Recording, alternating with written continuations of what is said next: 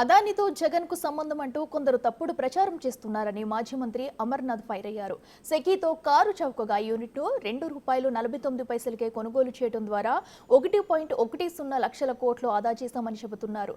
సంపద సృష్టించేందుకు జగన్ ప్రయత్నిస్తే దాన్ని వక్రీకరించి తప్పుడు ఒప్పందాలు చేసుకున్నారనటం సబబు కాదన్నారు అమర్నాథ్.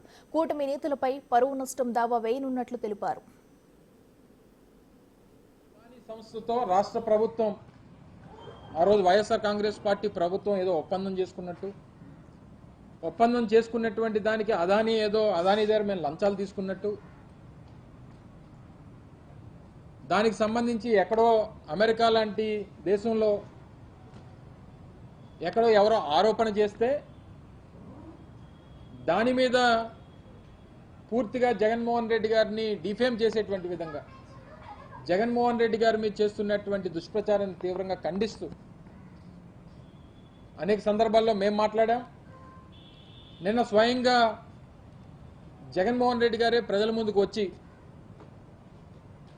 ఆ రోజు మేము ప్రభుత్వంలో ఉన్నప్పుడు మాకు వచ్చినటువంటి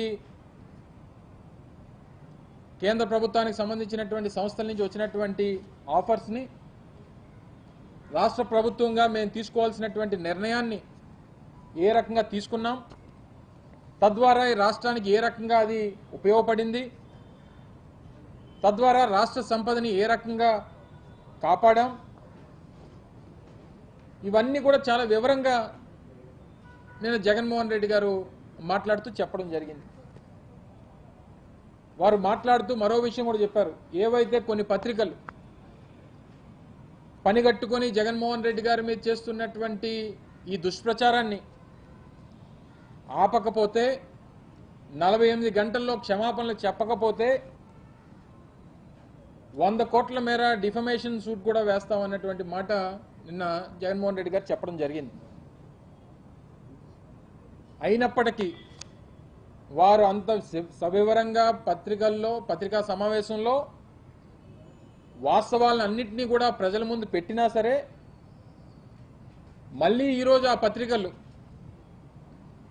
వక్రీకరిస్తూ సరైనటువంటి సమాచారంతో నిన్న జగన్మోహన్ రెడ్డి గారు ప్రజల ముందుకు తీసుకొచ్చినప్పటికీ సమాచారాన్ని మళ్ళీ దాన్ని వక్రీకరిస్తూ ఈరోజు మళ్ళీ వారి పత్రికల్లో ప్రధానమైనటువంటి